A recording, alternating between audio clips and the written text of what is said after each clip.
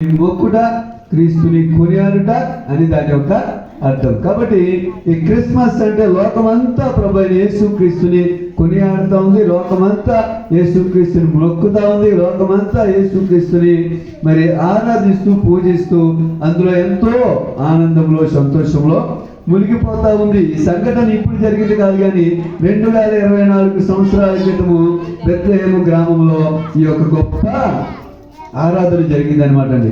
గొప్ప క్రీస్తుని మొక్కినటువంటి సందర్భం మనం చూద్దాం. మొట్టమొదటిగా చూడండి మత్తయి సువార్త, ఇప్పుడు నతానీయులు గారు చదివినటువంటి వాక్య భాగాన్ని ఒకసారి చూద్దాం. మత్తయి సువార్త 2వ అధ్యాయము 9, 10, 11 వచనాల్లో మనం అక్కడ చూసినట్లయితే అక్కడ ఏమని రాయబడింది అని అంటే, వారు రాజు మాట విని బయలుదేరి పోవుచుండగా ఇదిగో తూర్పు దేశము వారు చూచిన నక్షత్రము ఆ శిశువు ఉండిన చోటికి మీదుగా వచ్చి నిలుచు వరకు వారికి ముందుగా నడిచెను. వారు ఆ నక్షత్రమును చూచి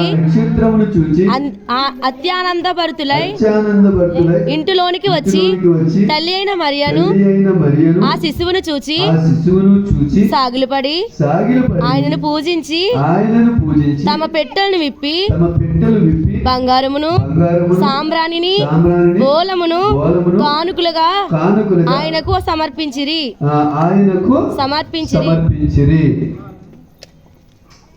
క్రిస్మస్ దినాన్ని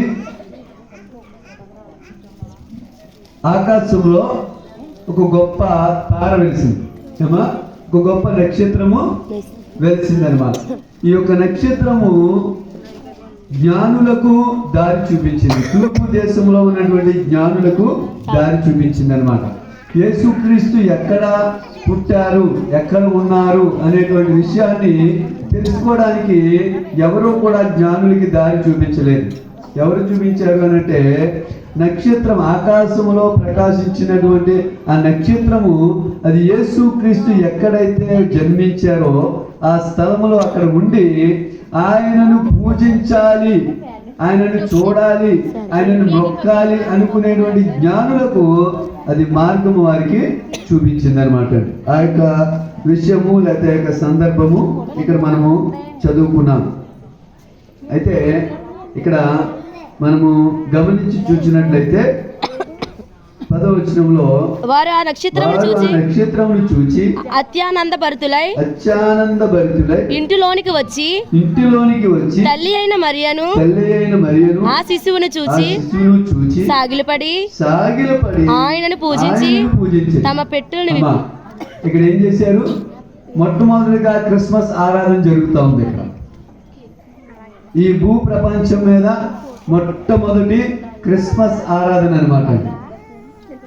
ఇక్కడ మనం క్రిస్మస్ ఆరాధనకి ఏం చేస్తా ఉన్నాము? చక్కగా టెంట్ వేసాం, ఈ సైడ్ వాల్స్ కట్టాం, స్టేజ్ వేసాం, వెనకాలేమో బుడగలు పెట్టాం, ఈ క్రిస్మస్ అని పెట్టాం, లైటింగ్ అని పెట్టాం కదా. ఇలాగా ఈ దినాన్ని మనం ఈ క్రిస్మస్ ఆరాధన జరుపుకుంటా ఉన్నాం. కానీ 2024 సంవత్సరాల క్రితము యేసుక్రీస్తుని జన్మించినప్పుడు ప్రత్యక్షంగా ఆయనను చూస్తూ ఆయనను దర్శించి ఆయన ముందు క్రిస్మస్ ఆరాధన జరిగింది అనమాట. దేవుని నామానికి మహిమ కలుగును గాక. ఎంత అద్భుతమైనటువంటి విషయం అండి, ఎంత అద్భుతమైన విషయం. ఆయన లేదని చెప్పేసి చాలా మంది ఏం చేస్తారు అని అంటే చిన్న బాలుని తయారు చేస్తారు కదా. చూసారు ఎక్కడైనా? చిన్న బాలుని తయారు చేసి మట్టితో తయారు చేసే వాళ్ళు కొంతమంది, ప్లాస్టిక్తో తయారు చేసే వాళ్ళు కొంతమంది. ఆ సాదృశ్యాన్ని అంటే అప్పుడు ఆ రోజుల్లో ఆ దినాల్లో ఆయన ఏ రకముగా పశువుల తొట్టులో పట్టుకుని ఉన్నాడో, ఆ పశువుల తొట్టులో లేదా పశువుల పాకలో ఏమేమి పశువులు ఉన్నాయో, గాడి ఉండొచ్చు, గొర్రె ఉండొచ్చు, ఇంకా రకరకాలైనటువంటి పశువులు ఉండొచ్చు కదా. ఆ దేశంలో ఎక్కువగా ఉండేటువంటి ఆ పశువులు ఏంటి అంటే గొర్రెలు, గాడిదలు, ఇంకా చెప్పాలంటే ఒంటెలు. మేము ఆ దేశం వెళ్ళినప్పుడు అవి మాకు కనిపించినాయి. ఆ దేశంలో మాకు ఎక్కువగా కనిపించామన్నమాట అండి. ఆ దేశంలో మాకు ఎక్కువగా కనిపించేటువంటివి ఏంటంటే గొర్రెలు కనిపించినవి, గాడిదలు తగ్గిపోయినాయిలేండి. గాడిదలు అయితే పెద్ద ఎక్కువ కనిపించలేదు మాకు, ఒంటెలు కనిపించింది. నేను ఒంటి ఎక్కాను కూడా అక్కడ ఆ దేశంలో ఉన్నటువంటి ఆ ఒంటిని ఎక్కాను. ఆ ఒంటిని ఎక్కినందుకు వాడి దగ్గర నా దగ్గర $10 ఎంతో తీసుకున్నాడు నా దగ్గర. ఏమా అంటే ₹1000 ఒంటి ఎక్కినందుకు ఇంచుమించుగా ₹1000. ఇప్పుడు $90 ఎంతో ఉంది డాలరు. ఏమా అక్కడ ఎక్కువగా ఇవి ఉంటాయి. కాబట్టి ఈ పశువుల పాకలో మరి యేసు క్రీస్తు జన్మించినప్పుడు ఆ పాకలో ఈ ఒంటెలు, గొర్రెలు, తర్వాత గాడిదలు ఇవన్నీ కూడా ఉన్నాయి. కాబట్టి చాలా మంది ఏం చేస్తారు, ఇక్కడ చూడండి ఒక చక్కని బొమ్మను పెట్టి తీసుకుని వచ్చి పెట్టారు. ఇక్కడ ఎవరు ఉన్నారు? ఇక్కడ జ్ఞానులు ఉన్నారు. మీకు అనిపిస్తుందా ఈ బొమ్మ?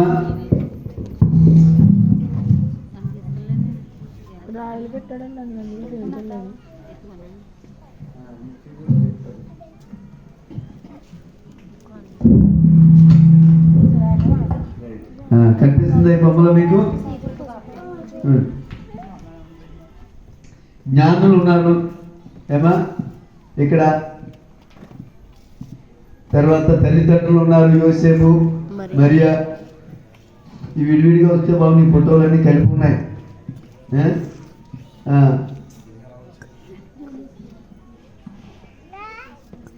తర్వాత యేసుప్రభు ఉన్నారు లోపల. యేసుప్రభు చుట్టూ గొర్రెలను కూడా ఇందులో.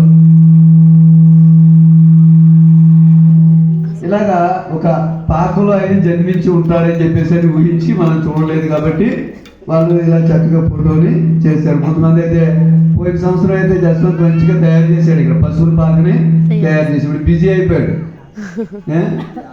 యేసు ప్రభు ఆ జన్మదిన పాకని అవన్నీ తయారు చేసి ఖాళీగా లేకుండా పోయింది. అమ్మా జనం అయిపోయారు కదా, బిజీ అయిపోయారు. మనల్ని పోషించి కాపాడి రక్షించినటువంటి ఆ దేవుణ్ణి ఆరాధించేటువంటి సమయం కూడా ఇవ్వట్లే. కానీ అమ్మ ఒక విషయం ఏనండి, కానీ ఇక్కడ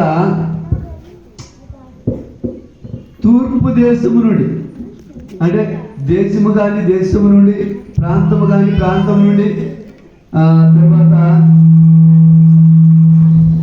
భాష కానీ భాష, మనుషులు యేసుక్రీస్తుని ఆరాధించడానికి చాలా కష్టపడి వచ్చారనమాట. చాలా కష్టపడి వచ్చారు.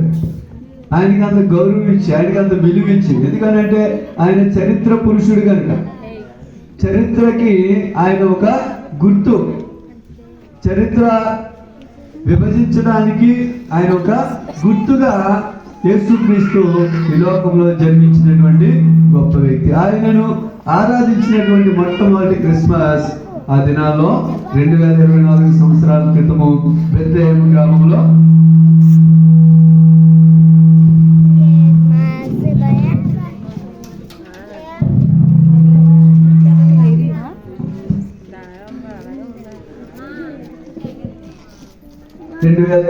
సంవత్సరాల క్రితము జరిగింది. కనుక మరి వాళ్ళు ఏమి ఎలా ఆరాధన చేశారు అని అంటే అక్కడ రాయబడింది దేవుడి వాక్యంలో.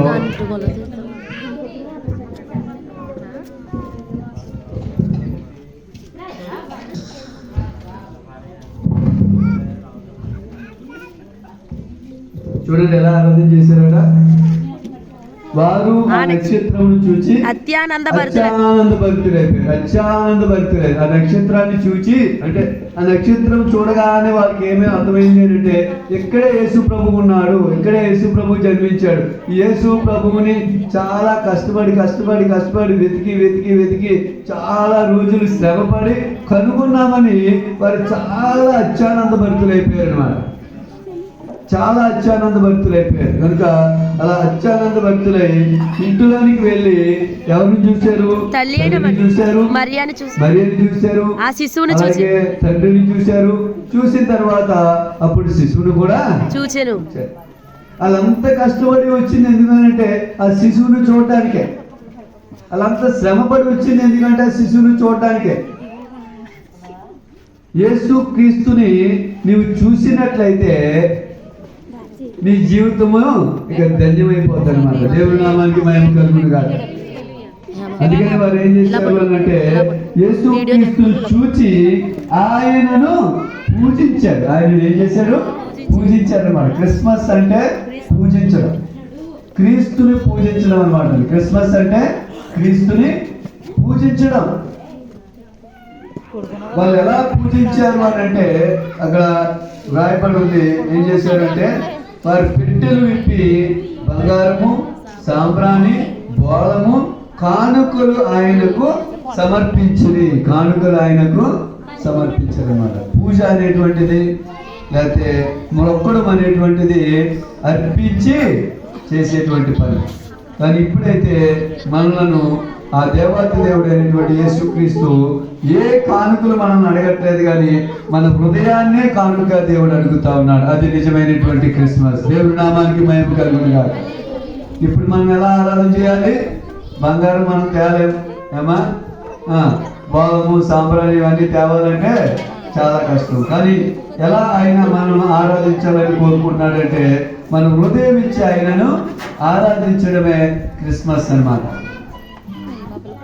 మీ ఇంటి దగ్గర మీ ఇంటిలో స్టార్ పెట్టుకోవడము మంచిదే, లైటింగ్ పెట్టుకోవడం మంచిదే, తర్వాత మీ ఇంటికి మంచిగా రంగులు వేసుకోవడము మంచిదే, కొత్త బట్టలు వేసుకోవడం మంచిదే, పిండి వంటలు వండుకోవడం మంచిదే. ఇవన్నీ కూడా చేయండి. వీటన్నిటికంటే ముఖ్యంగా ఏం చేయాలని అంటే హృదయపూర్వకముగా ఆ యేసు క్రీస్తుని ఆరాధించడమే నిజమైనటువంటి క్రిస్మస్ అని బైబిల్ చెబుతా ఉంది. ఆ జ్ఞానులు మనకి బోధిస్తా ఉన్నారు.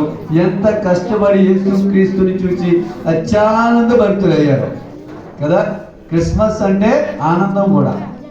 క్రిస్మస్ అంటే క్రీస్తుని ఆరాధించడంతో పాటు క్రిస్మస్ అంటే ఆనందం. వాళ్ళు మునిగిపోయారు ఆ దినాన్ని, ఆ క్రిస్మస్ దినాన్ని. ఈ జ్ఞానులు ఏమయ్యారంటే అత్యానంద భర్తులు అయిపోయారంట. వాళ్ళు పడ్డ శ్రమ మర్చిపోయారు, వాళ్ళు పడ్డ కష్టం మర్చిపోయారు. వాళ్ళు చేసినటువంటి ప్రయాణం ఎన్నో వేల మైళ్ళు ప్రయాణం చేసి వచ్చారు. రాజమండ్రి నుంచి కాకినాడ వచ్చేసరికి నువ్వు ఏం చేస్తావు? ఏలపడిపోతావు ఏమా. వైజాగ్ నుంచి కాకినాడ వచ్చేసరికి వెళ్ళిపోతావు. ఇంకా అదే హైదరాబాద్ నుంచి అది ప్రయాణం చేసి కష్టపడి వచ్చామనుకో ఇంకొక రోజు మళ్ళీ రెస్ట్ తీసుకుని ఇంకా లేక. కానీ జ్ఞానులు వేల కిలోమీటర్లు ప్రయాణం చేసి కష్టపడి శ్రమపడి ఎప్పుడైతే యేసుక్రీస్తుని వారు ముఖాముఖిగా చూశారో ఇక ఆనందభరితులైపోయారు. వారి శ్రమ పోయింది, వారి కష్టం పోయింది, అన్నీ మర్చిపోయారు. వారు పడ్డ బాధంతా కూడా మర్చిపోయారు. ఎప్పుడైతే యేసుక్రీస్తుని ముఖాముఖిగా వారు దర్శించారో అత్యానందభరితులైపోయారు. దేవుని నామానికి మహిమ కలుగునుగా. ఏమా క్రిస్మస్ అంటే అత్యానందం అన్నమాట. ఉన్నదా మీకు? ఆనందం ఉందా? ఉన్నదమ్మా? ఏంటి మొక్కలు ఏది మరి? నవ్వు కనిపించాలి కదా ఆనందం అంటే. అమ్మా ఆనందం అంటే నవ్వు కనిపించాలా వద్దా? చక్కగా పువ్వుల్లాగా వికసించిపోవాలి మొహం. పాటలు పాడినంతసేపు ఉన్నదండి ఆనందం. వాక్యం అనేసరికి వెళ్ళిపోయిందా? కాబట్టి ఈ జ్ఞానులు ఏం చేశారంటే వారు అత్యానందభరితులు అయిపోయారు అనమాట. క్రిస్మస్ అంటే ఆనందంలో మునిగి తేలడం. దేవుని నామానికి మహిమ కలుగును గాక.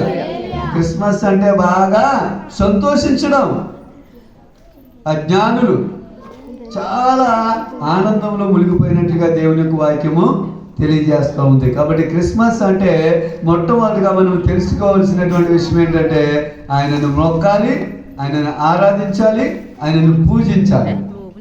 రెండవదిగా క్రిస్మస్ అంటే దేవుడు ఇచ్చేటువంటి ఆనందము మన హృదయాలలో, మన కుటుంబాల్లో మనము పొందుకోవడం. దేవుని నామానికి మహిమ కలుగును గాక.